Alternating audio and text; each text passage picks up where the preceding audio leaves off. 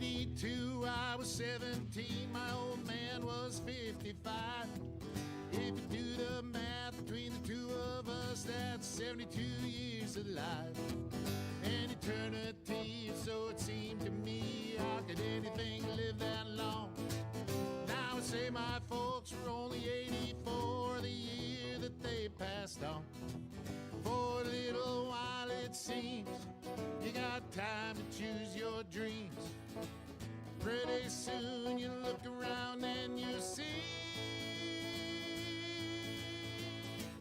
100 years ain't what it used to be.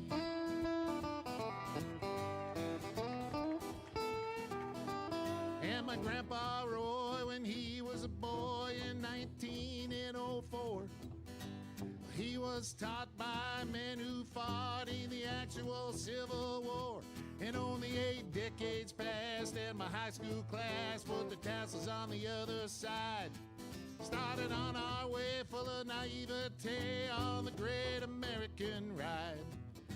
The months and years slide past, each more quickly than the last. Pretty soon you look around and you'll see 100 years ain't what it used to be. Oh, got it! Oh, yeah.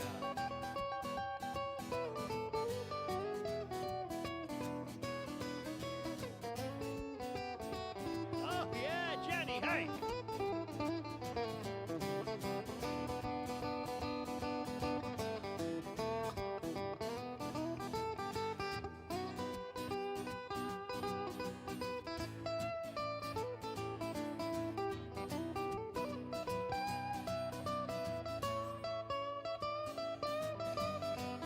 Oh, yeah. He did the guitar face.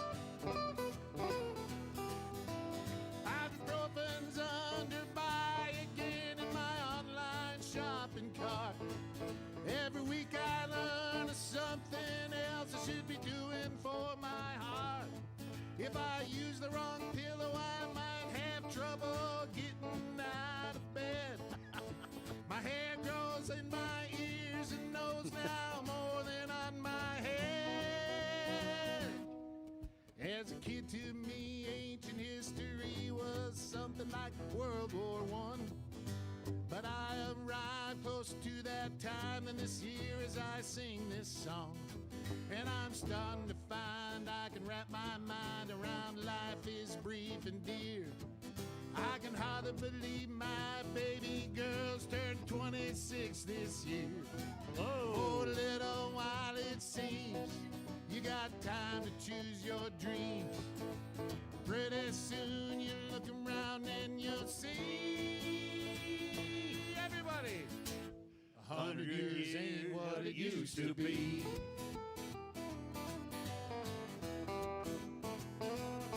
Before you know it, you're 63, making plans for Medicare A and B. You look around yourself and you see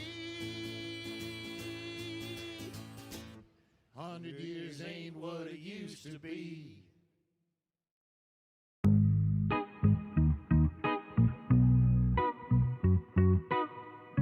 Arnold. I'm ready. Are we ready? Well, I can't find I don't know it. if I'm ready. Where's the Josh thing? Are you ready for love? Yes, I'm ready.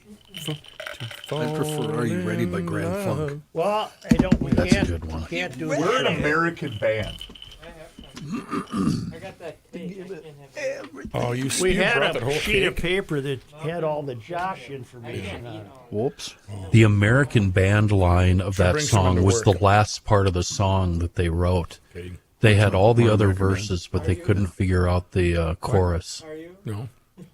I just saw Who an wrote it? interview. The verses are pretty cool, despite the fact that Rook always makes fun of it. Who The wrote verses are The great American One of the Grand Funk guys? Railroad. because they tell their actual How could real this be? stories. How From the could this road, yeah. be? Yeah. I can Freddie help you if you'd King's like me in to do there. it. Yep. Freddie King is Grand Funk. No, Oh, God. Oh, Jesus. We shouldn't try. Why do we talk music when we're... Who wrote We're an American Give me Band? the I'm phone sure it was number. Mark Farner, Dan 952. Brewer, probably. 952. I can look for you, Rook. 'cause I 925. want Who wrote The Other Guy? Written by 952. Don Brewer, produced by Todd 925. Rundgren. Don Brewer was the drummer of Grand Funk. 5. 5, 6, When you bring that up, great drum part. In that 0. song. That's a great beat. Uh-oh. 8's going to be trouble. I Did got the it. Little River eight's Band do good. anything for you? That's as good an 8 as I you'll love see. Diamond pretty Tube I can do Cocktail, 8s. I which is can't a do killer 3s. album. Okay. The one with Happy Half an Anniversary. 8. Happy We are now Josh 4 Arnold, minutes investment late. consultant. Joe? 4 minutes late. Well, I'm rolling. Josh Arnold, investment consultant, brings you Garage Logic Podcast number 1691. January 9th, 2026. 49 degrees was the record high on this day on 2 occasions, 2002 and 2012. 32 below on this day in 1977. Do yourself a favor and call Josh Arnold for a free 49-minute consultation, right? 48. 48. Yeah. He'll give you an extra minute. You know what? For you, he'd give you an extra minute. Call Josh at 952-925-5608. Hail the flashlight king. And now, from the mayor's office above the boathouse on the east shore of Spoon Lake, it's Garage Logic with Chris Reavers manning Technology Corner, Kenny Olson from the Krabby Coffee Shop, John Heidt in the newsroom, and of course, the Rookie. Here is your flashlight king, fireworks commissioner, and the keeper of common sense, your mayor, Joe Souchere. Well, we're short about 36 to 48 listeners, all of whom will never listen again. They signed off yesterday. Based on the emails. And I don't know why you wouldn't. It's okay if you don't agree with them, but you're going to get a shot of common sense. I got it. Oh, you don't mean to defend you? I got it. The official publicist of Joe Souchere. I felt what a great time to be we're good. top drawer sycophant. Got her handled, he says. We're good. We're Okay, good. thank you. I continue to believe that nothing can happen in this country again without it being burdened by political ideology. Agreed. So you no matter what if a volcano erupted, it would be interpreted through political ideology. I'm not making this up. This is the way this country is. Which, based upon where we're headed, she's about time, right, for that volcano? My friend Jesse Ventura, said we're a third world country. And I know what he meant, but the way I would interpret that is we're a third world country because we're trapped by political ideology and not facts or reality. Everything that now happens in this country, that's how polarizing Trump is. It's just amazing. It's just you either see it the way Trump does or you see it the way a Marxist does. This country is... I'm glad you said that last part. You're right. Yeah. And those hearings in Washington this week is a prime example of. They were just a ridiculous. They were symptomatic of the breakdown of the political process. It's just. There's a piece in the National Review. I was just alerted to it late. Where is it? It's right here. Written by Jeffrey Blehar, who I've never heard of. And he wrote this on January 7th at 8:28 p.m. at night. It's late and I'm tired. Specifically, I am tired of Minnesota. And then for some reason the printer disappointed me and Oh, no. I don't have what I need to have. I'm simply done with Minnesota. It keeps resurfacing in the national news like a bad penny. Trump just banned pennies. Can he ban Minnesota?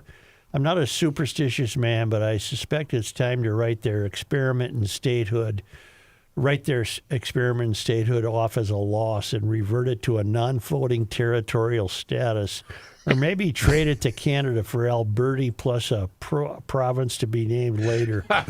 Between the bookends of the Floyd riots and Tim Walz's sudden implosion, it feels like every time I turn my head, yet another national disaster is tumbling forth from what we now know to be one of the worst run states in the Union. And to speak selfishly, if nothing else, that means they're stealing Illinois' limelight. I've had it up to here with the third-tier Minnesota state dominating national news when we deserve to. Illinois once cornered the regional market. on headline-grabbing criminal political behavior. But we earned it the honest way after over a century of hard work. Meanwhile, these guys are just stumbling into one national civic disaster after another with no plan. I know that some of our readers may hail from the land of 10,000 lakes, so I want to say this as gently as possible. To hell with your state. We gave your weird Scandinavian hinterland a shot, and it looks like it just didn't work out. Despite being anonymously ensconced in the iciest and least hospitable regions of the far north, you have completely bungled it by repeatedly showing up in national news with negative headlines. Granted, Minnesota once had its good moments, particularly back in the 80s. I used to like it back then, and I knew of it only as the birthplace of Prince, The Replacements, and my favorite television show of all time. But that's over now. Now Minneapolis has become, despite all expectation, an open sore upon the Midwest that even my own hometown can't top. He must be from Illinois. He's from Chicago. He's from Chicago. Wow. Boy, I wish I would have thought to write this. I'm going to figure out a way to write the same thing, only different, obviously. This is fantastic. This is fantastic. I am sick of Minnesota, too. It's a good way to put it. I'm tired of us. We're failure after failure after failure, aren't we? Mm-hmm. We really are. Not only that, I'm sick of whatever I have to say about it. May I am too, Kenny. When you say us, are you sick of the five of us as well, or are you just saying the collective us? Well, there's warmth in collectivism, Chris. So maybe I mean the lot of us, as the Brits would say. The entire lot of us. Noted. I'm tired of Minnesota. We used to, I don't know what we used to be, but we weren't this. What the hell were we? We were left alone. Nobody paid any attention. Yeah, we were. I was proudly a part of flyover country. Yes. Yeah. Yep. We could get away with anything. We're from Minnesota. Exactly. Nobody cared about us. Well, you make a great point. Remember how excited we always used to get oh, gee, look they put the Metrodome on national TV. Yeah, we were rubes to the first degree. We like it here. We love it here. Yes. We had that painted Horrible. on that bleeping dump of a Metrodome. Yeah. We like it here. Ooh. What the hell happened? What the hell happened to us? It's a shit show. Oh, boy. It's over. Yep. And I'm tired of it. I'm tired of it. Rook, you guys hiring at the airport? Yep. Yeah.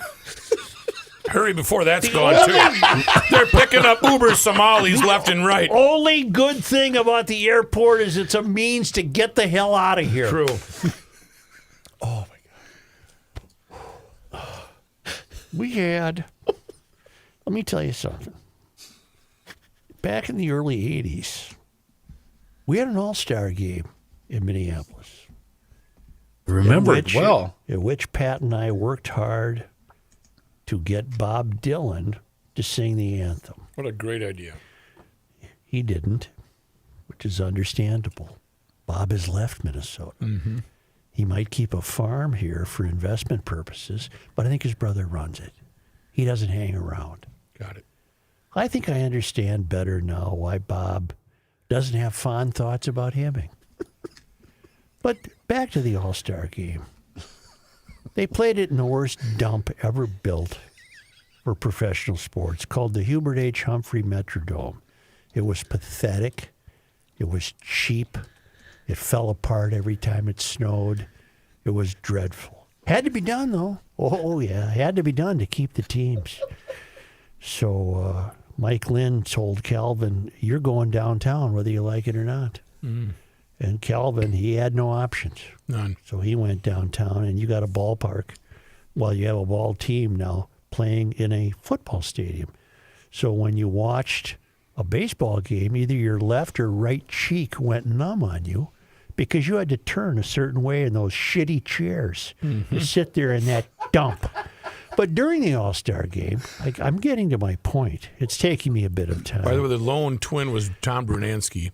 during the All-Star game, the very colorful, up-to-date, modern scoreboard out in center field showed outdoor pictures. Remember, we're sitting inside on one of the most beautiful summer nights of that particular summer. It was gorgeous and lovely. And they showed the lakes, and people were sailing little craft on what was then called Lake Calhoun.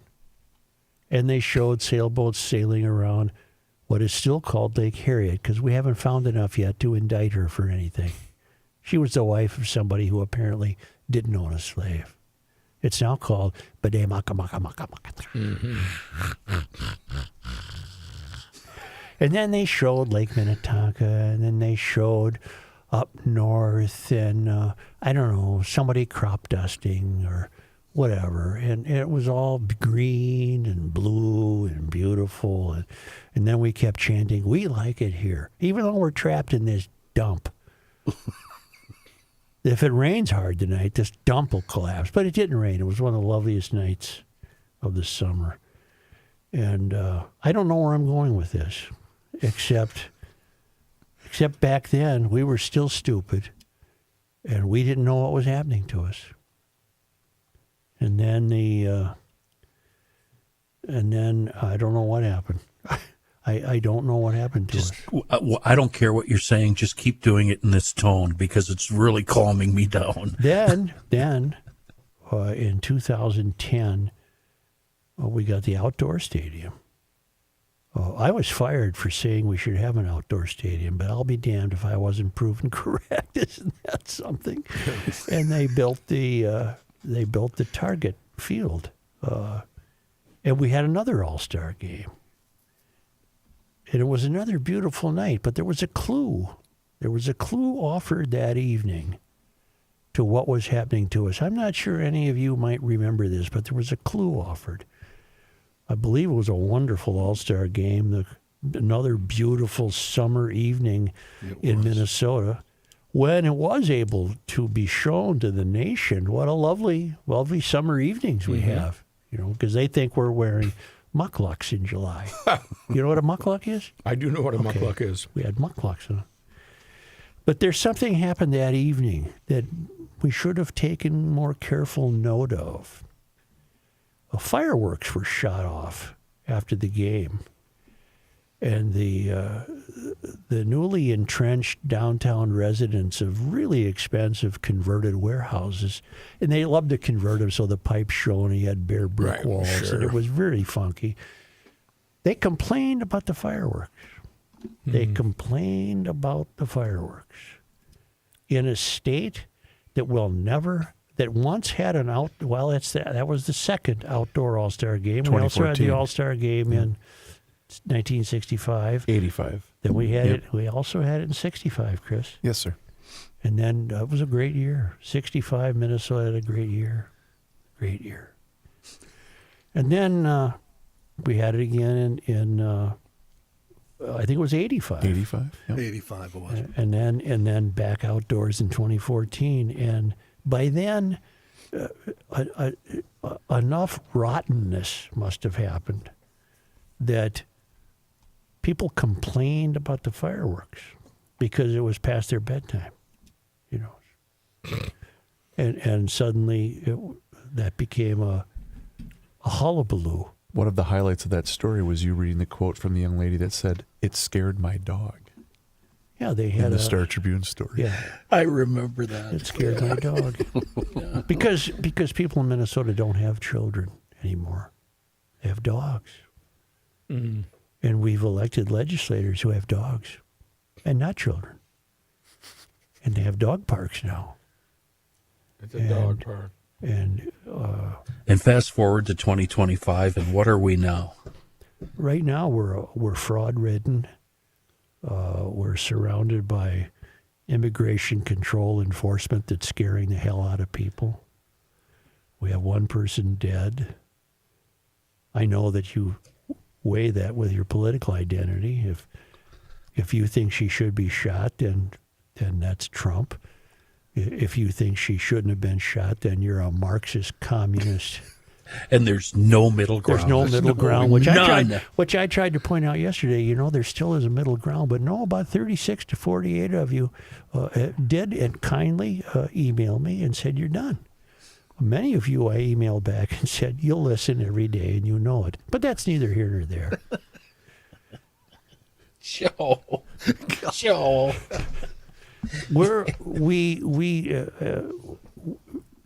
We have the worst run government in the country. We have the worst governor in the country, the worst lieutenant governor in the country. God help us all if that lieutenant governor who has a knife dripping with blood on her shirt, which I think suggests cutting genitalia, so people can become different genders. Because the language was protect trans lives. Yeah, or kids. Sorry, protect because trans she's kids. a beauty. She's just a sweetheart. And God help us if that person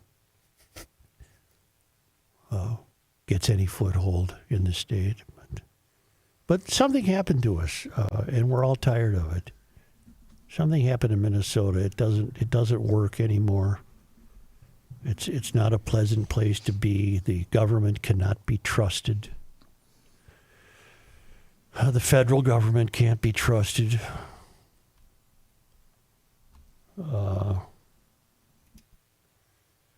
I think that's enough show for today.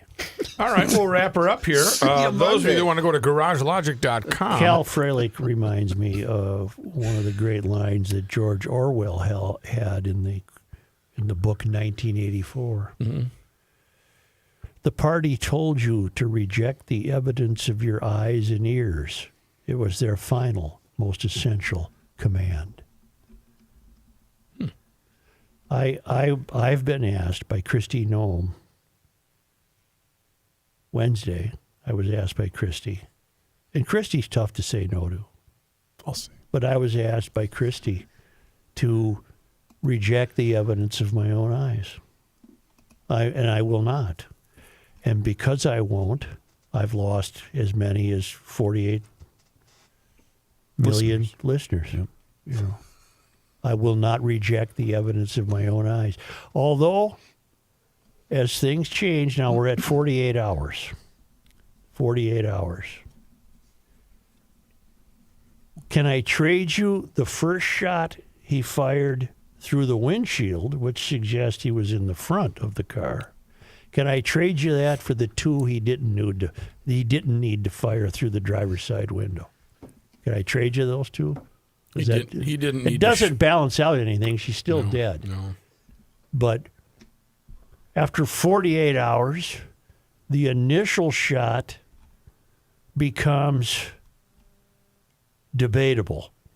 Whereas yesterday I said that wasn't even debatable.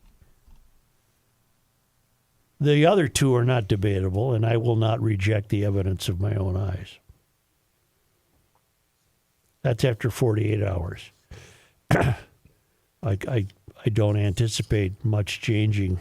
How much more video evidence can be discovered? Well, we do have a new one from courtesy of Alpha News that surfaced this morning. Which is obviously a body-worn camera. Yeah. From some sort of law officer. What I have a hard time doing, Joe, is putting myself in the position of the shooter and the driver. Mm-hmm. I don't know what was in either one of their minds, and I just can't make a decision or make an assumption based on that. All I am is an observer of videotape, and I don't trust my own instincts to come out on either side. Well, who do you choose then to make that decision for you? You know, that's a good point, and I don't know that I have an answer. But you're because absolutely right. If you choose Christy Noem to make that decision for you, there is the inconvenient truth that during her press conference Wednesday afternoon, she started by saying, clearly this woman was impeding ICE events and blocking traffic. She was impeding what was happening. And then the mayor, 5 sentences later, Christy Noem is saying, we don't have any facts. We're waiting for all of...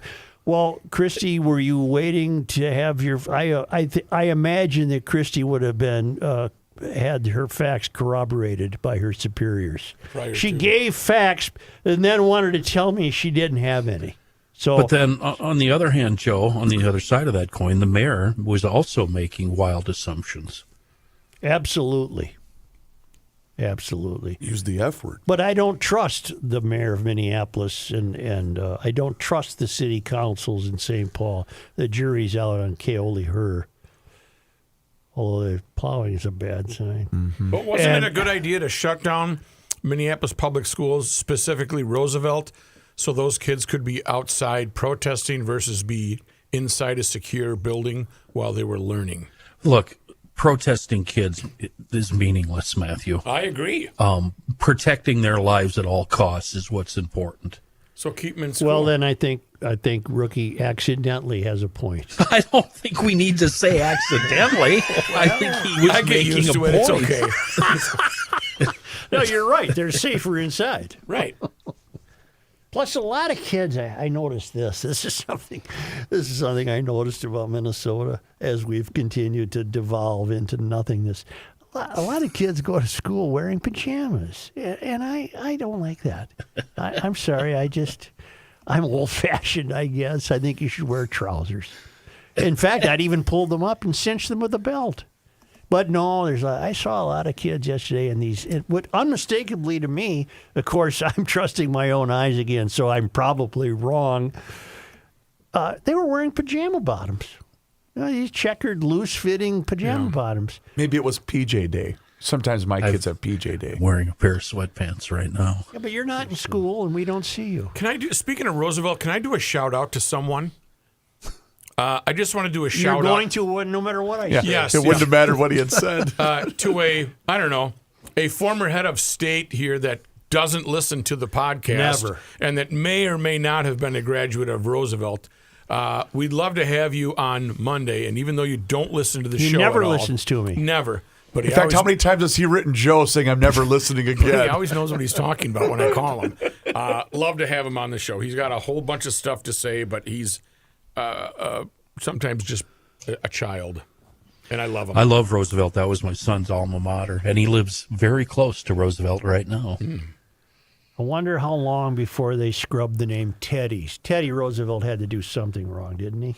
When he was in the thick forest. He must have done something. Yeah. He must have harmed the environment. Pushed a native or something like that. Yeah. Get out of my way. I know, Chris, I'm going to get to you right away because I know that you're a patient guy. But I'll tell you in a moment. Winter's here. And damn if it ain't slippery everywhere, isn't it? Yeah. Buy some salt, people. And don't go out there with your little salt shaker of table salt. Anyway, garage door. Winter's here. You got to get your garage door taken. If you need a new garage door, call Precision Garage. Precision Garage Door. They have models for every budget. They send out a designer. It would really take care of your problems. And $500 off now on the purchase of a door and the operator combination. If you like your door and you want to guarantee that it gets you through the winter, and you're thinking she's making some funny noises and you don't want to get trapped in there, book a noisy door tune-up special with Precision Door for $149. Save yourself some money. They'll safety inspect that baby diagnostically and tell you if you're going to make it through the winter or not. Stay ahead of this winter. It's real, and Precision Door will help you. Book online at Precision Door MN, one word, precisiondoormn.com. Or call 612-263-6985 to schedule your free on-site new door estimate or book a noisy door tune-up special with Precision Door. See, I found something that might surprise you. I always check on these stories because it kind of reinforces my belief that a lot of the people who have ascended to a political stature have been really, really corrupted by the failed academy. Seriously, they develop a contempt for this country. They develop a contempt for the founders of this country because they had the inconvenience of being white males. They think we were an imperialistic group of thugs who just pillaged our way across the universe, and they come out of the failed academy ready to take care of things for us because they become professional activists and then run for office and get elected because we haven't been paying attention. Right. You with me so far? So far, boss. A Nebraska state senator caught on video removing portraits of America's founders from a hallway in the state capitol is defending her actions. Democratic State Senator Michaela Cavanaugh You're right there. Okay. was shown on Capitol security footage taking down portraits from an exhibit celebrating the 250th anniversary of America's founding. The exhibit was provided by nonprofit PragerU. That's Dennis Prager. And included images of signers of the Declaration of Independence and prominent women in American history, according to Governor Jim Pillen, who criticized the lawmaker for taking it down. Celebrating America during our 250th year should be a moment of unity and patriotism, not divisiveness and destructive partisanship, Pillen wrote. I am disappointed in this shameful and selfish bad example. Kavanaugh told KETV7 Omaha that she removed the portraits because she believed they violated the rules and regulations of the state capitol and did not believe they had been approved. She cited Rule 4.07, which limits displays to the first floor rotunda for a 1-week period in most cases and prohibits leafleting within the state capitol or its grounds. You want to bet she would have approved a satanic Christmas tree or whatever? Probably, yep. The surprise part is coming up. Oh. I don't even know what the pictures were. I wasn't really paying attention as I was taking them down. I just took them down, Kavanaugh said, denying her actions were political. Well, you're lying. I will say that I know that the picture that he tweeted is not one of the ones that I took down because I saw it in a different hallway. The progressive lawmaker, no, she's a far-left crackpot, later told the Lincoln Journal-Star that she tried not to damage the artwork and contacted the Nebraska State Patrol to let them know where the portraits could be found. The portraits were returned by 3 p.m. Wednesday. The State Patrol said Wednesday that no citation was issued and no apparent damage was done to the art, according to the report, and returned the posters to the Capitol Commission. And PragerU published a video of the incident. I saw the video. I saw this buffoon taking the pictures down. An elected servant violating freedom of speech, civil discourse, and most importantly, a unified attempt to celebrate our shared history. Shameful, disappointing, and dangerous. PragerU host Jill Simonian wrote. What else do I have here on her? I'm getting to the surprise part. That's about it. Just another typical legislator of the kind we have her. So I looked her up just for fun. Just for the hell of her kicks and giggles. She was born in 1979. What's that make her? 46? Yep. Well, she'll be 46 on January 17th. Oh, my birthday. Yeah. Happy birthday, Jim. She was born in Washington, D.C. She's the daughter of former Nebraska state legislator and U.S. Rep. John Joseph Kavanaugh III. She attended Marion High School in Omaha, Nebraska, and our own, the University of St. Thomas. Hoorah! All Roll right. Tommies! Graduating with a Bachelor of Arts in Sociology. I'm sorry, and no disrespect to all of you who got Bachelors of Arts in Sociology, but who are you kidding? She went on to graduate school at the University of Nebraska, Omaha, and obtained her master's in public administration. All right. She's married. They got 3 kids. That's a point in her favor. They have college classes to teach you how to be a politician. I guess so. Gee whiz. She's a state senator God. for Nebraska's 9th legislative district. That's really all I know about her, but I was terribly interested to see that she's a graduate of our own failed University of St. Thomas. She's a big family leave proponent. Sure. In fact, she introduced a bill that would provide up to 6 weeks of paid leave to care for a relative and up to 12 weeks of paid personal medical leave and paid maternity-paternity leave. Has she used any yet? I wonder. Isn't Nebraska a very strong Republican state, is it not? Pretty sure it is. Not as strong as you think. Well, I thought it was. The maximum benefit would be 66% of the state's average weekly wage. The bill was stalled as a result of opposition from other senators who were concerned about the bill's cost, up to $172 million a year, according to the Legislative Fiscal Office, and described the bill as progressive socialism at its worst. Well, that's exactly what it is. But I got news for you, Nebraska. You're getting off cheap at $172 million. Kavanaugh became the first senator to breastfeed on the Capitol floor. That's a first. Big deal. That's That's a natural. Do you get a Come plaque on. for that? I think there's a plaque up in the hallway What for is her. that? Upon discovering that there were no designated private spaces for women to breastfeed or pump in the Capitol building, and again, one of my favorite memories of GL when GL was being broadcast in a real state was the gal who called and told us about her husband going out to the garage and he had assembled a bunch of bunch of parts. He went to Axeman. He built her a breast pump. Yes. Okay, that's GL. That's when Minnesota wasn't. That's when we weren't tired of it. That's when I think Jeremy was filling in for me that day and talking about painting like the shark teeth on it. Yeah, You know, like yeah. And it made a noise. Yes. Turn it on high. Okay, well, she did something about this absence of a breastfeeding location, and she got a little room. All 14 female senators in the Nebraska legislature signed on. Although the bill languished in the Government, Military, and Veterans Affairs Committee, the Nebraska Capitol Commission purchased a lactation station and set up space near the south entrance of the building. All right. She also was very active in the LGBTQB2134ZFWA33 plus rights movement. There's a bill called Let Them Grow Act, which would prohibit, let's see. In February of 23, State Senator Kathleen Koth introduced LB 574, known as the Let Them Grow Act, which would prohibit transgender health care for individuals under the age of 19.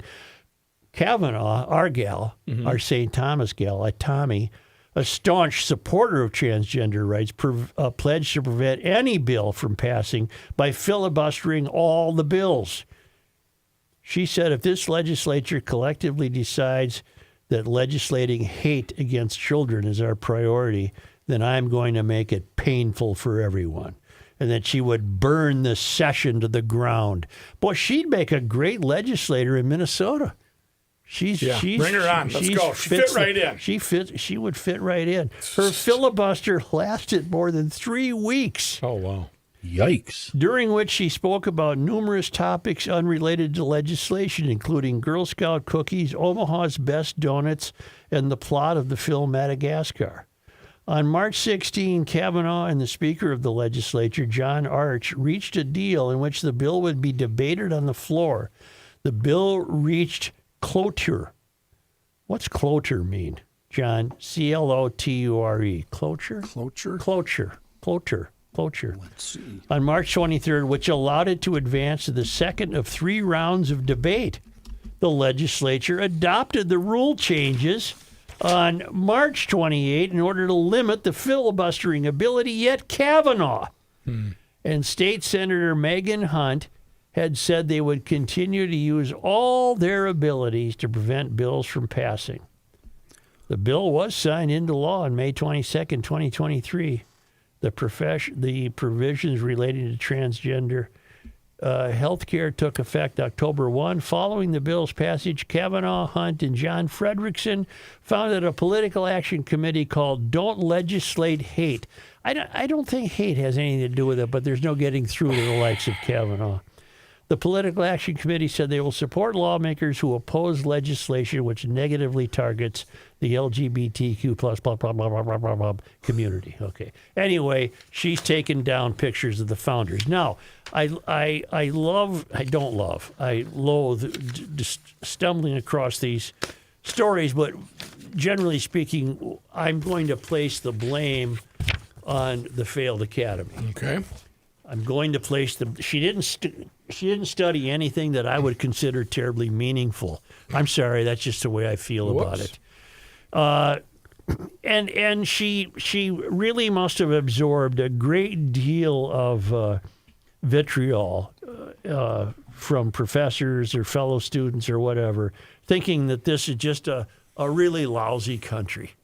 And so she's walking in the halls of her Capitol there in Lincoln, and she sees these old white guys with their powdered wigs who founded the country, and she took it upon herself to take those down. And she managed to find a rule that she thought that violated. So The cloture means to end debate and lead to a vote. yeah, that's what that Cloture is. means. There's also some background on this story. Yeah. That maybe tells why she was doing it. This apparently was very controversial in Nebraska for a while because the Founders Museum is not popular with historians and et cetera. Yeah. And apparently, so I'm guessing that's how she found out about it. And, she's saying she's lying if she didn't know what she took down because it already had been a controversy before she ever took anything off the walls. So Plus, Prager's name is attached to it. Yeah. yeah. I bet that's a big reason why, too, Ken. You're right. American Historical Association has come out against the display. Oh, I wonder why. It says it blurs the line between reality and fiction. It has apparently clips of like John Adams talking, AI. Well, so what? I mean, that's using, AI. It's using comments that apparently come from Ben Shapiro. Who Well, worked then, for Prager Disneyland's back got in the talking day. animals. Wait a minute. Wait. What are you going to do? Wait, you talked over John. It's got clips of John Adams saying whose words? Ben Shapiro. Oh, well, Now come I on. do have trouble with that. Come on. No. It should have been my words that he was I mean, mouthing. you go. I don't, unless you're Quentin Tarantino, I'm not down with rewriting history, okay? Is that akin to? No, if John Adams was AI speaking his own words, I think that'd be cool. Yeah, That'd be fine. cool, yeah. That'd be like the Wax Museum show at Disney World. Well, they got talking alligators and stuff there at Swampland or whatever. Right. The They Swampland do. Hey, buddy, how you Hotel. doing today? Because they have that at Keystone by the Mount Rushmore. They have the president one. Right. It's they really do. cool. The President's Are Hall. you Yep. hearing their voices? Yeah. In fact, Yeah. we were there This is George Washington. 2023. They did have one of Trump. Well, you get Trump, you can get his voice, but I think it would be tough to get Lincoln's. Would you Yeah. like to see my wooden teeth trick? Are any of them talking about getting a good cup of coffee at a reasonable price? I That's doubt what it. I want to know. Tell me the Christmas blend is still around, Kenny. It might be. You'll have to get on the website, Okay, I'll check it out. customroasting.net. And GLers, keep in mind, if you're watching on YouTube, every time I lift this old, rugged, beat-up coffee mug to my face, I'm drinking a very good cup of coffee from customroasting.net. You might think, I know I did, I thought I was at the top of the coffee elitist list. Because I had been drinking French roast from another company for 100 years, but then I tried the French roast from Custom Roasting. I found out their blend is way better, way smoother than any other blend I'd ever had. Now, here's a tip. If you're going to go there for the very first time and you like coffee, you don't know what you want to try, click on the Garage Logic tab. We've got a starter package there, a nice sampler that includes 4 10-ounce bags, starting at the how do I put it? The least darkest, all the way up to the French roast. We're talking the morning blend. That's smooth and easygoing. Boundary Waters, Columbia Excel. So you're getting a little darker there. And then, of course, the best French roast you'll ever taste. You might find out, like I did, it's a life changer. So try that if you haven't before. Fresh hand roasted coffee delivered right to your door. And that could be either whole bean or ground. A good cup of coffee, a reasonable price, customroasting.net.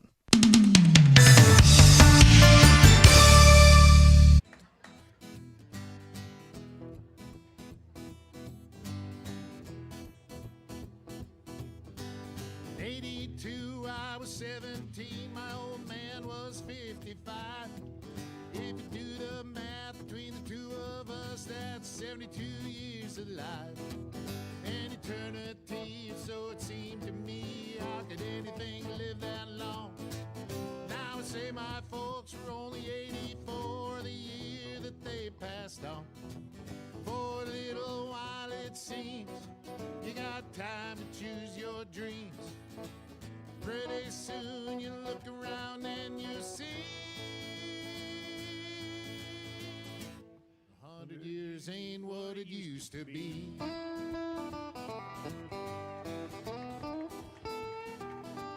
And my grandpa Roy, when he was a boy in 1904, he was taught by men who fought in the actual Civil War. And only 8 decades passed and my high school class put the tassels on the other side. Started on our way full of naivete on the great American ride. The months and years slide past, each more quickly than the last. Pretty soon you look around and you'll see 100 years ain't what it used to be. Oh, Johnny! Oh, yeah.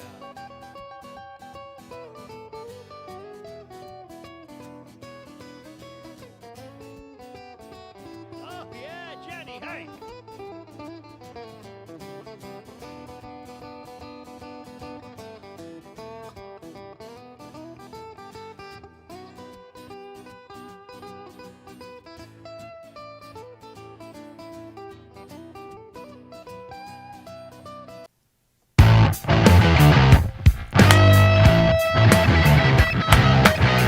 Here's a man who spends hours in hardware stores, sifting through the nuts and bolts of life. Joe Souchere. How much of those cashews are left, by the way? Not many. And the Almonds are going fast. Brooks wolfing them down as the show is going on. I got a present from my Can we do this and get going here? We are mostly nuts, going. and we are nuts. MN.com, a wonderful family-run operation making hand batch snacks right here in the great state of Minnesota. Joe Souchere. Cashews, cinnamon toffee peanuts are a crowd favorite in the Reavers household, but also the savory snack mix with wasabi is fantastic. But you know what? See the entire lineup for yourself at wearenutsmn.com, and you can get them all at Fratelloni's Hardware and Garden Stores, Max Hardware, Lunds and Byerly's, Kowalski's Markets, Cub Foods, Quick Trip, and also at Coburn's, Matthew. days of gluttony are not over. NFL playoffs, the Super Bowl. Stock up right now with We Are Nuts. Rookie's looking for an excuse. WeAreNutsMN.com. Place your order and let them know you heard about them on the Garage Logic podcast. Here is John Heidt. Thank you, Joe. This news brought to you by North American Banking Company. And Chris, as an addendum to your spot, yesterday, County Market in Andover. Oh, I yeah, bought that's right. I keep forgetting to mention County Market. Peanuts. Thank so you. you can get them at the County Market up Thank there. you, Johnny. Let's talk local news first. The city of Minneapolis removed street barriers to keep emergency routes open near where Renee Good was shot. A community memorial had grown at 34th Street and Portland Avenue, where she was killed by a U.S. Immigration and Customs Enforcement officer. The community has held several vigils at the site over the past few days. The city says they will keep a memorial in place and continue to clean around it, but they intend to keep the street clear to make sure fire and medical crews can still reach people quickly. Streets in the area had been blocked by members of the community and no vehicles could get through. I have a question. We watched the video courtesy of Alpha News. Gabe alerted us to it earlier. My opinion has changed slightly after watching that video for two reasons. And we'll link it to the GL page, by the way. When she attempts to leave, the girlfriend is not in the vehicle with her. Okay.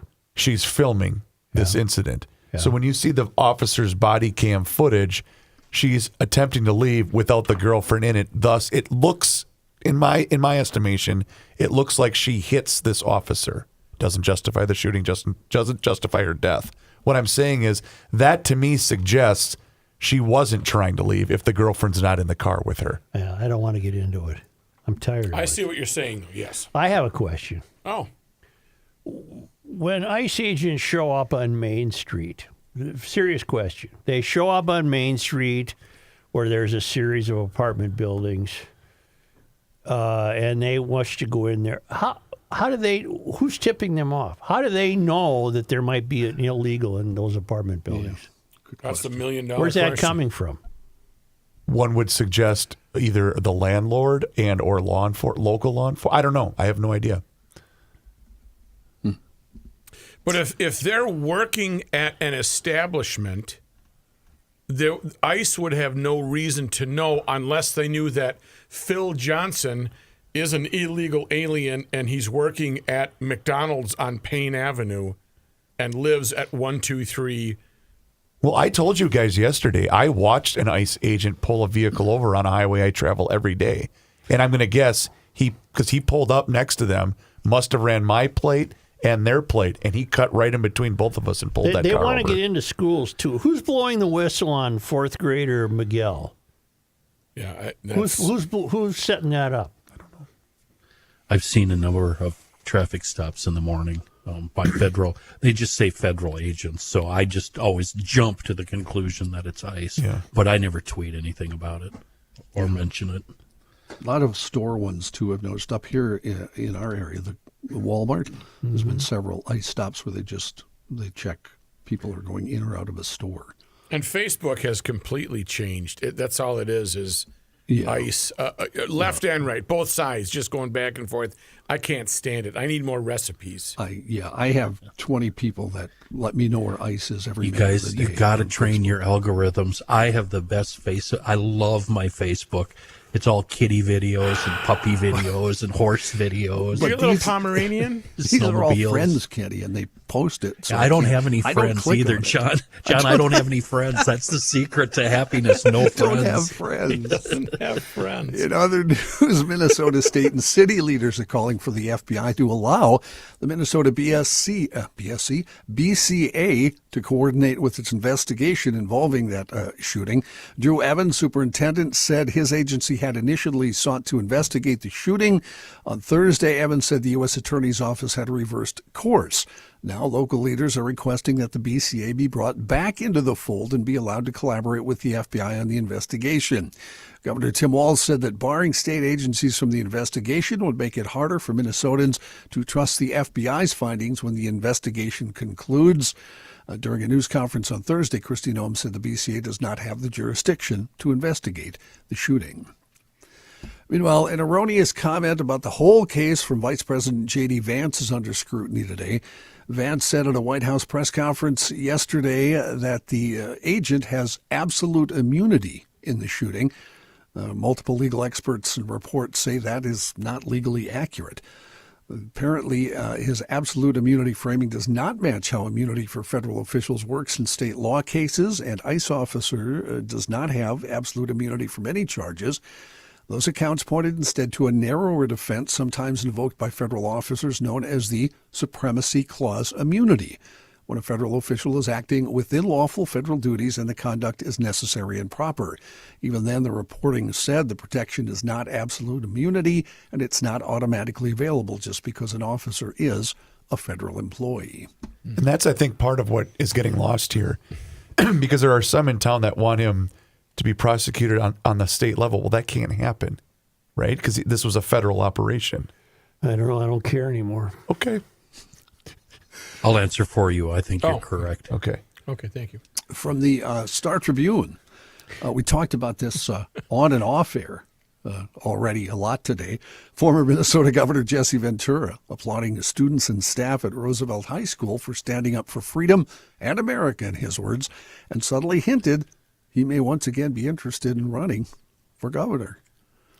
Go, Jesse. America has a stupidity problem. Yes, it does. That's what I told Rook today. Jesse said, I was leading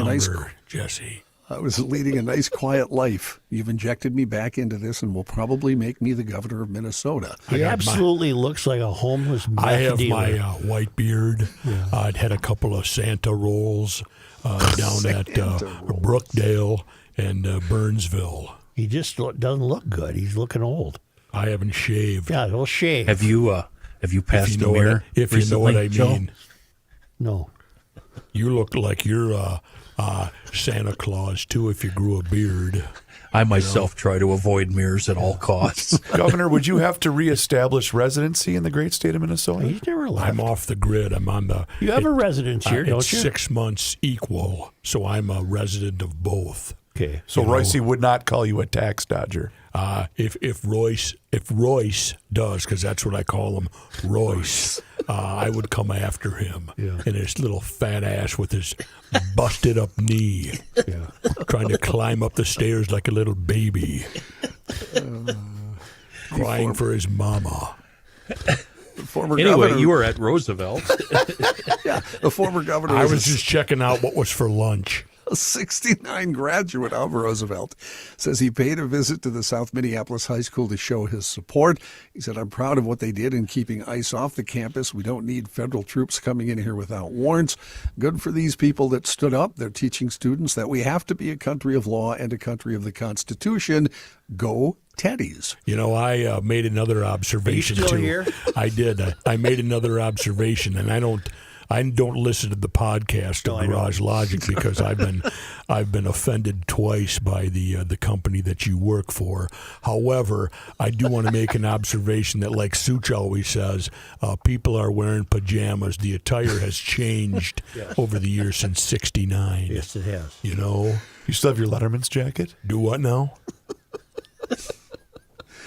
Ventura said the killing was a tragedy, and he warned the United States, in his words, is fast becoming a third world country where the military does police work in cities.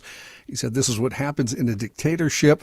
He said, wake up, read your history of Germany, and start comparing tactics to what happened in the 1930s Germany to what is happening now. Brett Weinstein, who we talked about before he was Brett Weinstein, before he Evergreen College days, he way was back. a professor at Evergreen in the state of Washington, and he stubbornly decided to hold his classes even though the day on campus had been proclaimed black only or something. And it's we should bring up the fact that he, too, was a former progressive far left.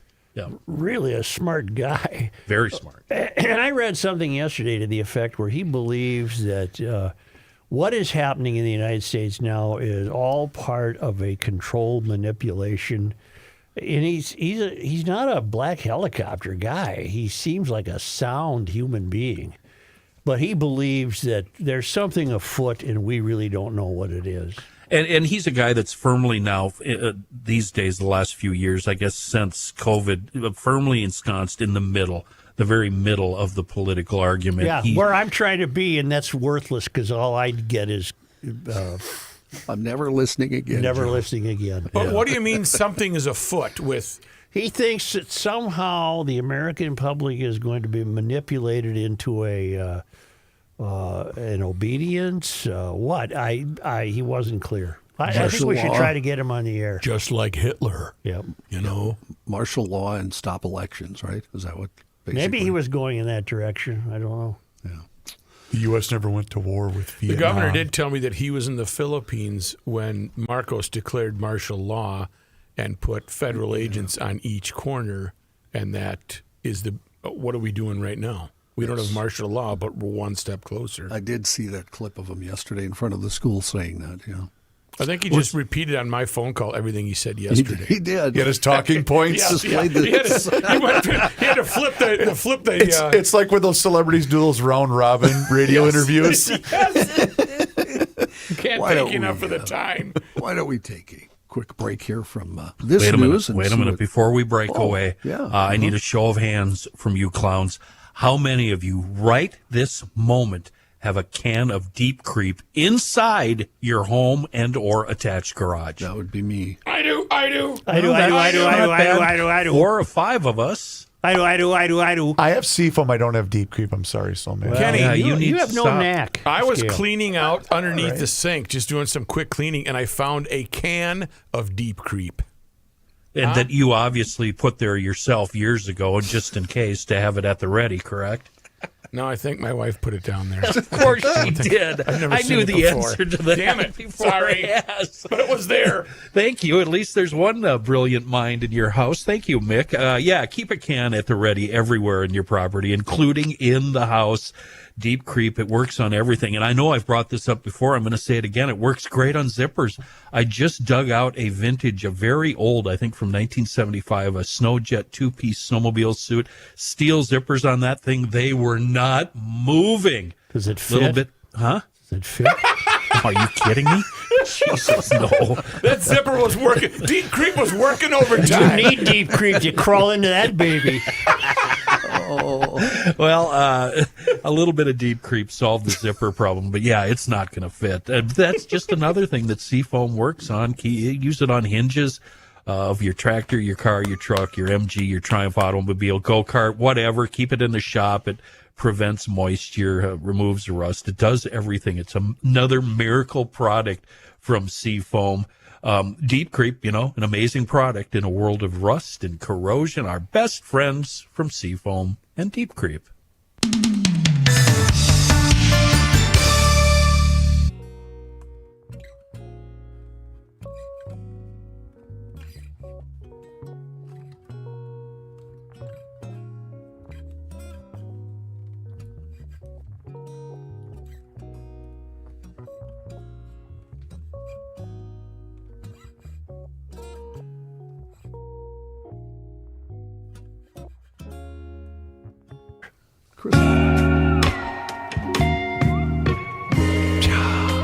The earth is not your mother. The Joe Souchere Show. Hofferman Water and Connecticut. I had to do the rare thing this morning. You know what that was? What? Add salt. I haven't added salt in months, but I had to put a bag of salt in the old water softener.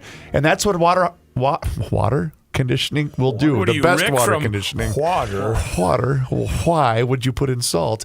But it will cut down on your salt usage, and that's the case with me with Hofferman Water and Connecticut. It's made an amazing difference in the quality of the water inside of my home. It will do that for you. And you know what? Whether it's a brand new drinking water system, a water softener, an iron, rust, and odor filtration system, it's all there for you. You can see it on their website, HoffermanWater.com. Every single water treatment system that they have to offer is available on their website. So get on that schedule.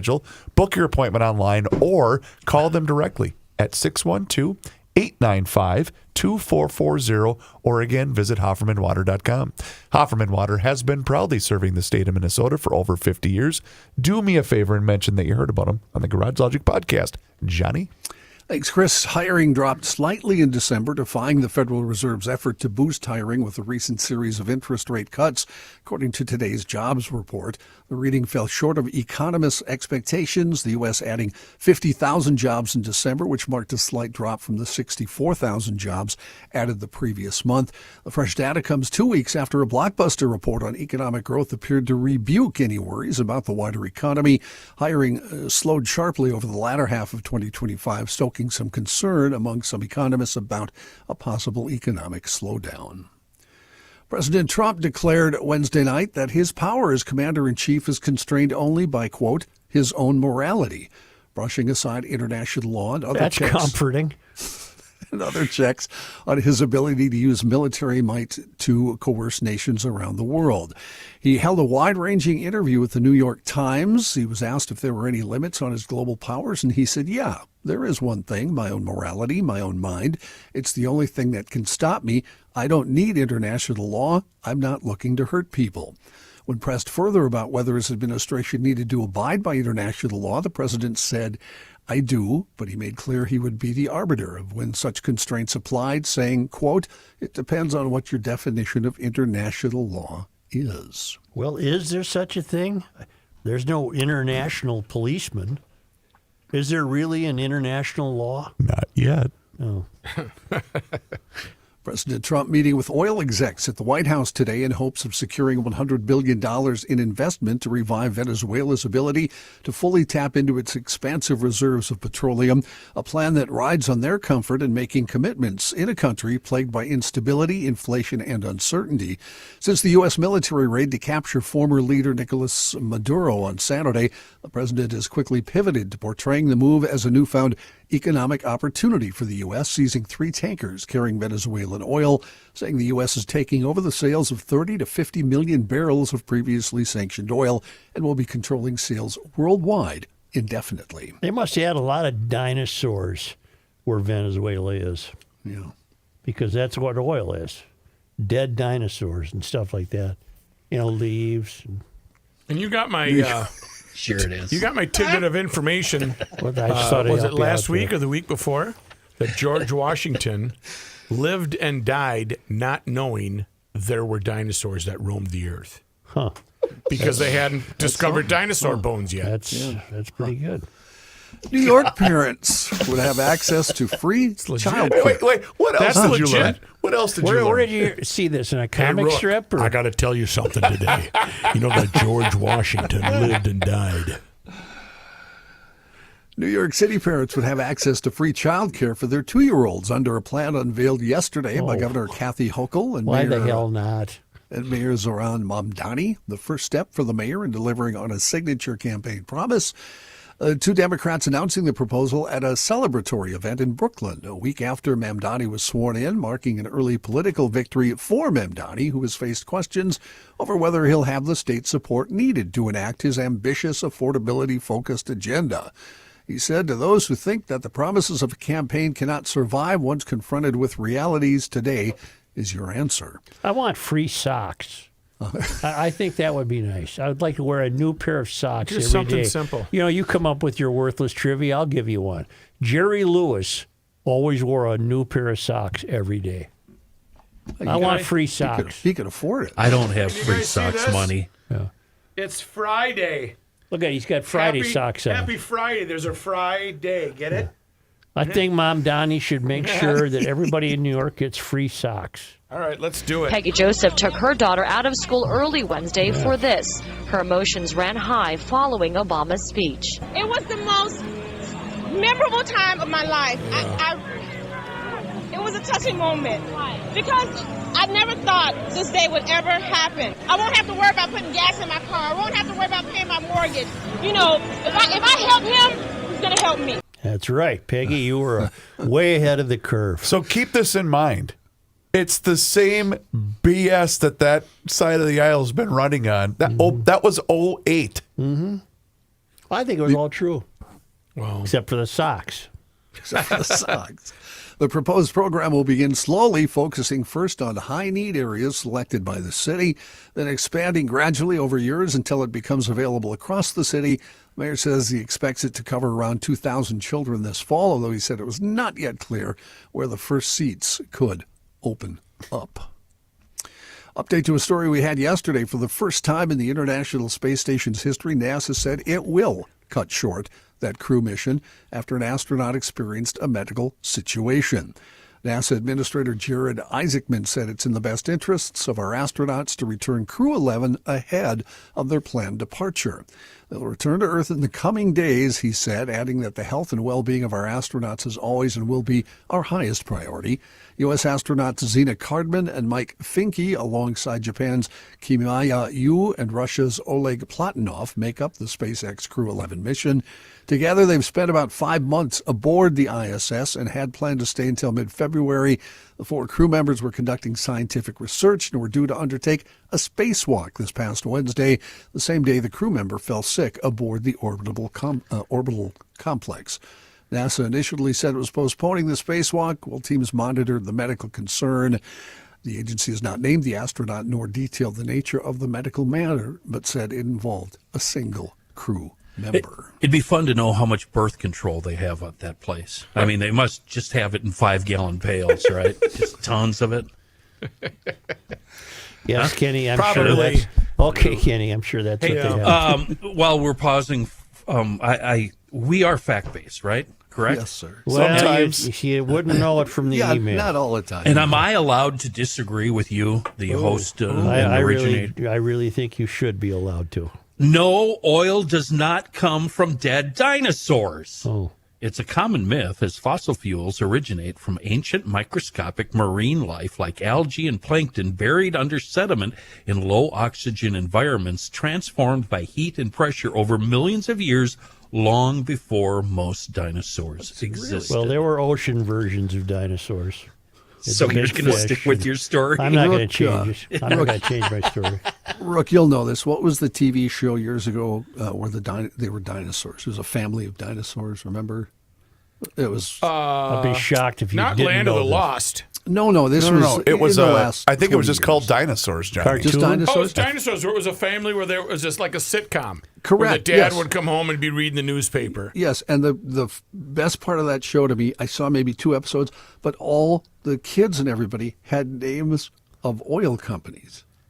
I never even got that. That See, is that's funny. must have be where I got it. Yeah. How high do you have to be to watch that show? Oh, that show was great. In fact, the best part about Did they that wear show. dinosaur costumes? No, they were dinosaurs. They It were was- just. yeah. The ABC dinosaur show you're thinking of is Dinosaurs, a popular 90s sitcom by Jim 90s. Henson Productions. Yeah. Oh. Featuring the Sinclair family. Yeah, Sinclair. Sinclair. There you go. Yeah, that's the best part was the baby Yeah. would sit in his high chair, and every time Dad walked in, he'd say, "Not the mama." Oh, my God. What Hey, has hey, happened? what the Even hell I were you didn't know doing? that. What were the- you doing on the Wednesday nights when that was on? I wasn't watching Playing that. tiddlywinks Yeah. or putzing around with your MG? Do you have the run from that show, Rook? What years was it? As long as you have it on your screen right there. I'm going to guess late 80s. Final episode was 91 to 95. 91 to 95. My I was- God. I always associate that with about the same time as Elf. I don't know why. Yeah. Those 2 Yeah. shows. What'd you think Boy, of Elf, Joe? I loved Elf. Joe, I apologize for bringing it up. John, this thank is you. my fault. Well, I'm sorry. You can do this if you want. You know what I'd like to mention, though? Oh, I'm going down the rabbit hole. No, not now. No? You know what else you can do, Joe? What? Let's talk about Masters Maples Oh. and mastersmaples.com. Rook, you already Okay, I have got a me. question for you. Talk to me, about Goose. maple syrup. Yep. Does it improve with age? In other words, if you bought a bottle of Masters Maples and left it in the cupboard for 20 years, would it be better than it is today? You know what? I will ask Ben that, but I do know if you leave it if you've opened it and leave it in the fridge. I mean, I've got a couple of bottles that have been there forever. And I it's still don't know good. if it's like honey. Honey is what you're thinking of. You can leave it forever. I really wasn't thinking of honey. But I don't know if it's I was pure. thinking of That's syrup. a good question for pure maple syrup. 100% pure Minnesota maple syrup. And you can see for yourself online at mastersmaples.com, a product that is also available at all of your Fratelloni's hardware and garden stores locations. So I'm going to get the big, thick cut bacon this weekend. It's a big basketball weekend in the Reavers household. Oh, do you do the sugar powder or do you do the? I go straight syrup. Okay. I go straight syrup All right. over the Don't bacon. cook it too long then. Nope.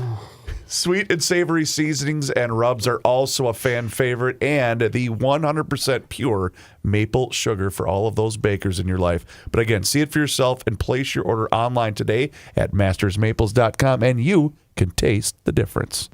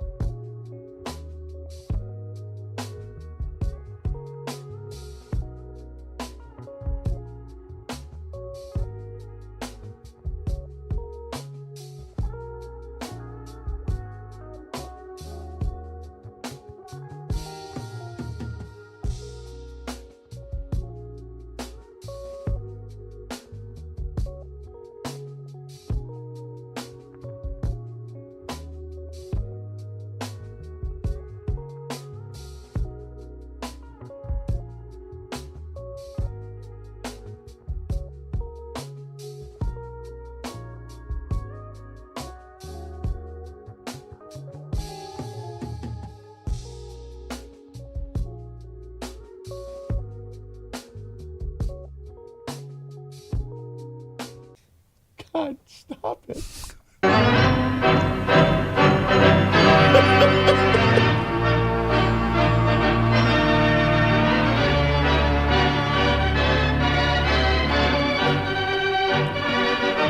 I had a talk with a friend of mine who got a new knee about 8 weeks ago. Okay, how's he doing? And he said the first 2 or 3 weeks were pretty bad. Yes, I would go along with that, but guess what? I'm mobile. I'm covering the Gopher game tonight. I'm driving around. All right.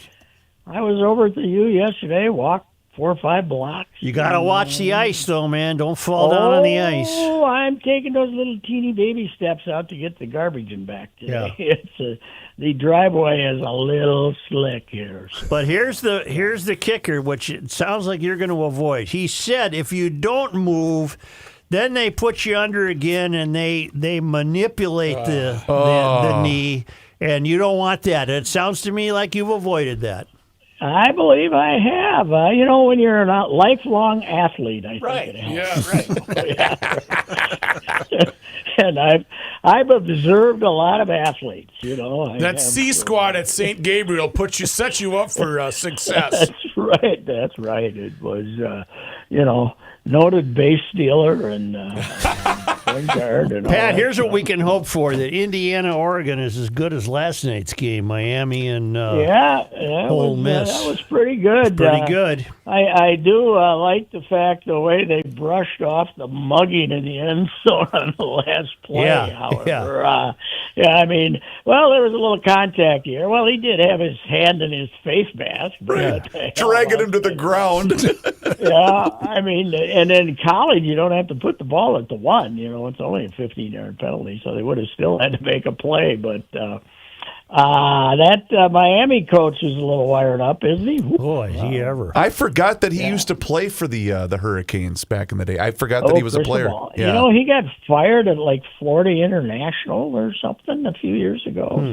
Some little nothing school that they brought him in because he wanted the Miami job and he didn't get it, and he became kind of a martyr down there, and they hired him, and then I think they fired him. He only lasted about 4 years there, and but the other guy I think is a great guy. The guy who's replacing I do too, man, Kiffin.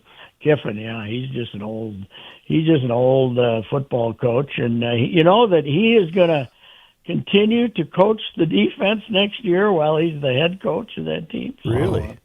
I guess he doesn't trust anybody else or something. But now tonight's called the Peach Bowl, which means it's in Atlanta, I imagine. In Atlanta, indoors, unfortunately. Do you like Indiana?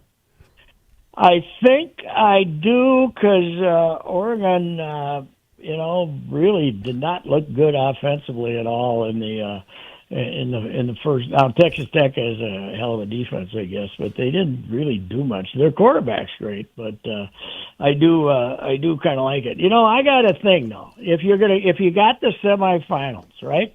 Yeah. And you know where you're gonna go. You got the Phoenix, and then you got yourself the Peach Bowl. Right. So why don't they wait till what the semifinal matchups are before they decide what teams to send there, right? Yeah. So if you got Oregon playing Indiana, that should be the Fiesta Bowl, right? And the Peach Bowl should have been Miami and the other team, right there next to Miami. What was Miami's victory? A semifinal? Yeah. But they're in the final. That's their third win of the playoffs. They're in the finals. Yes. Yes, yeah. They were the one. Here's what selection. How many more semifinal games are there tonight? 1. Dude, semifinals is 2. That's 2. I know math is never your never your strength. But no wonder you got out of sport right. So tonight's winner plays Miami for the national title in Miami. In Miami. Now I have been in the national championship game in Miami when it turned out it was just the Orange Bowl between Nebraska and Miami, but that was way back in '84. That might be the best football game I ever saw in my life when Miami upset that fantastic Nebraska team that had edged our Gophers 84-13. So, So that team, those were a couple of honest programs back in the day, right, Pat? Nebraska and Miami in about the mid-'80s? Yeah, I think they knew about NIL before it was fashionable. Early weather excitement. Green Bay at Chicago tomorrow night, and snow is in the forecast. Oh, really? I don't know if it'll come bear out, but that's what they're calling it. Now, I was talking to the Purple Daily crew today, and supposedly LaFleur's in a little trouble. He might get fired if they get beat. Is that true? I have no idea. The Green Bay coach, supposedly, that's they're a little down on him down there because this season. It's not his fault. Micah Parsons. I was just going to say, everyone's hurt. Yeah, you got half his team. That has something to do with it. So, but anyway, that's. I'll say one thing. I'm not the world's biggest college football fan, but starting with the quarterfinals, it's been pretty good. Oh, they've been great games. Yeah, last week you had all the right win, all the teams you wanted to see win.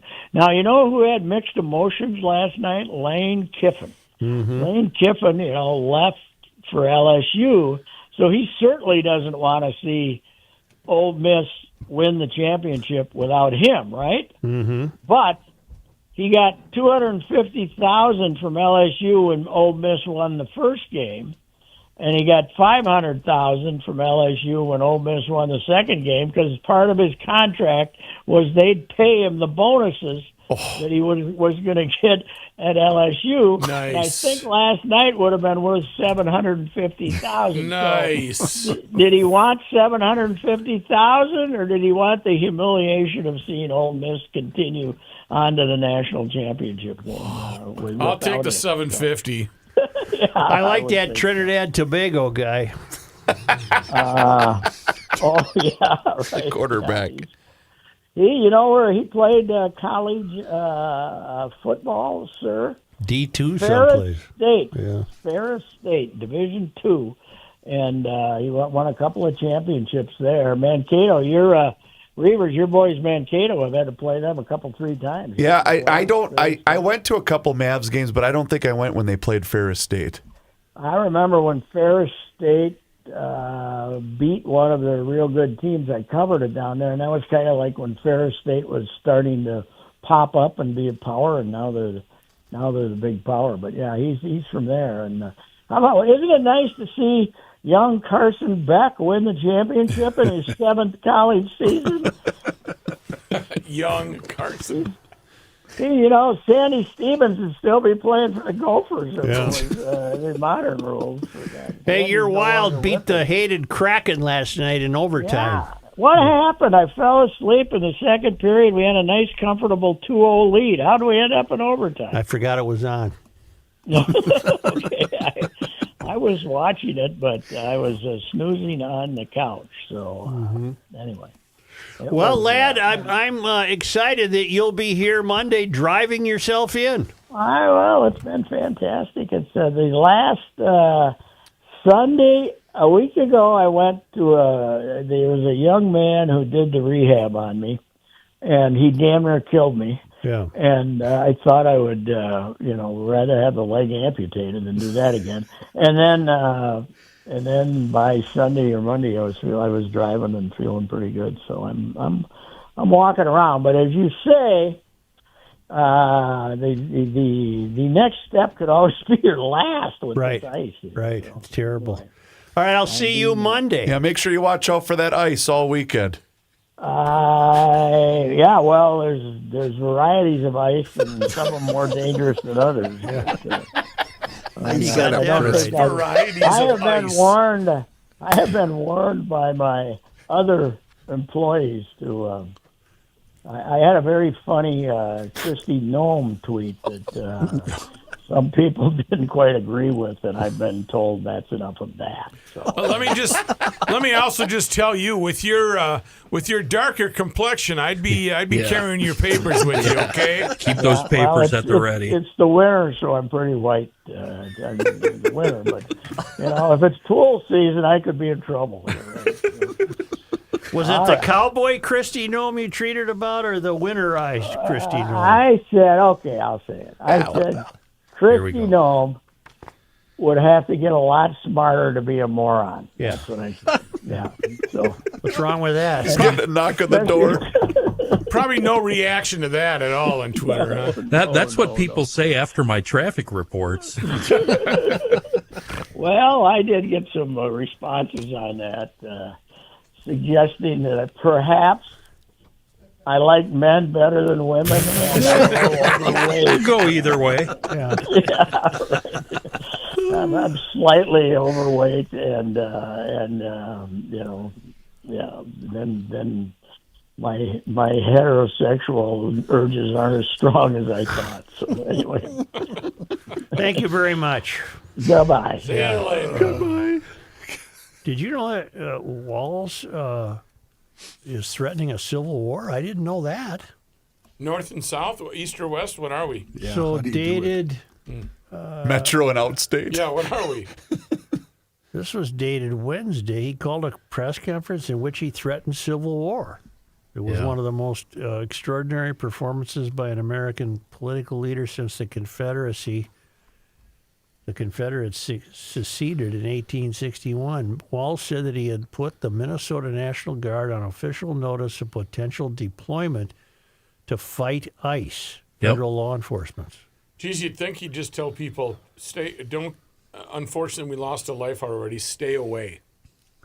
This is from John Hinderaker in The American Experiment.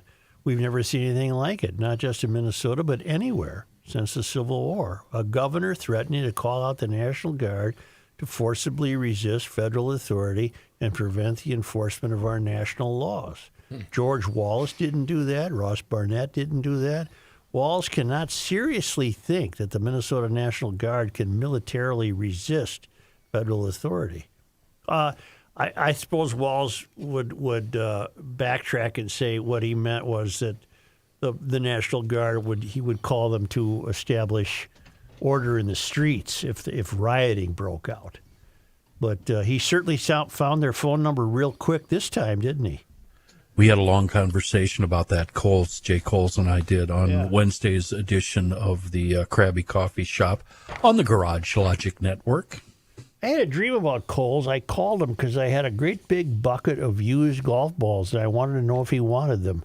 But he said he was sick and couldn't do anything about it. Yeah, he's not feeling well right now. I mean, that might. I don't understand any more of the dreams I have. I can't even put that one together. Where does he play? I don't even know if he does. He doesn't. Yeah. That's the perfect crime. Only because they come to us all the way from the Traveling Lyman's in Kaiwaka, New Zealand. Kaiwaka, New Zealand. On this day. Joe, today is January 9th. Well, on this day in 1840, Wisconsin Territory formed St. Croix County in the area between the Mississippi and St. Croix rivers. Dakota, a town platted by Joseph R. Brown and now part of Stillwater, was the county seat. Well, this is sports related. On this day, Jan 9. 1977. What happened? Oh, is this when our last appearance in the Super Bowl? Yep, and it was the fourth Super Bowl appearance in 8 years. I was there. They won that one, right? No. Oh, I was at a roller rink. That was the Raiders, right? I think we were in Pasadena. Yeah, that was with the Raiders. The Vikings lost to the Raiders 32-14. You know, I am not a young man. Okay. Keep this in mind. I haven't been alive to see the Vikings in a Super Bowl. That was before I was born. Isn't that something? Holy cow. Wow. On this day in sports disappointment history. Gabe wasn't born then either yet. January 9th. 1977. We just did it. They lost the Super Bowl. I thought That I was heard that. Super Bowl number 11. In 77 it was? So in the first 11, the Vikings were in 4 of them. Holy cow, that's a great point. And you're right, John. They did not win any of those. Oh, they did. I was just going to say, which one did they win? None of I've been those. alive for all of them. 70, 74, 75, and 77. What year did we get screwed when Drew Pearson pushed off and we didn't go to the Super Bowl? What year? Was that 75? Yeah. I believe that was 70. So we could have been in 5 of the 11 Super Bowls. On this day. Probably would have lost that one too. On this day. Jan 9. In 1994, The Vikings lost a wild card game to the Giants 17-10. On this day, Jan 9. Well, you type in Drew Pearson, and the second one that comes up, Drew Pearson pushed off. Damn right he did. On this day, Jan 9. In 2005, Randy Moss mooned Green Bay. He mooned them. That is disgusting. Was that in Green Bay? Yes. In Green Bay, Yep. yes. Now, what was that? That had to be a playoff game. It was. It was a wild card game. Did the Vikings win it? They did. But the only thing in sports history is the moon. Well, didn't he get fined a pretty significant amount? I Yeah. think he did. Yeah. He's a character. He's actually extremely good on TV. The party told you to reject the evidence of your eyes and ears. It was their final, most essential command. Oh, that thing would be so called today, that Pearson call. Okay. I'm just watching the video right now. 50. That would have taken them to the 76 Super Bowl. And we would have lost which to would Pittsburgh. have given them four consecutive. Wasn't that the Army and Terzian game, too? The throwing of the bottle? Yeah, that's what caused the fan. Yeah. Thank you, GL. Hey, do us a favor. Smash that like button and hit subscribe on the Garage Logic YouTube channel. Man, oh man, that YouTube channel's on fire right now. And you can watch the show each and every single day starting right around noon. You can also see full segments, video shorts, behind-the-scenes footage. It's all there for you. Just search Garage Logic on YouTube, along with all of our social media channels, which includes Facebook, Instagram, and X. And also, what am I forgetting? Oh, sign up for the Daily Logician. That email comes to your inbox. Go to garagelogic.com and upgrade to a town council membership where you could be the GLer of the week, brought to us by our friends at Masters Maples and mastersmaples.com.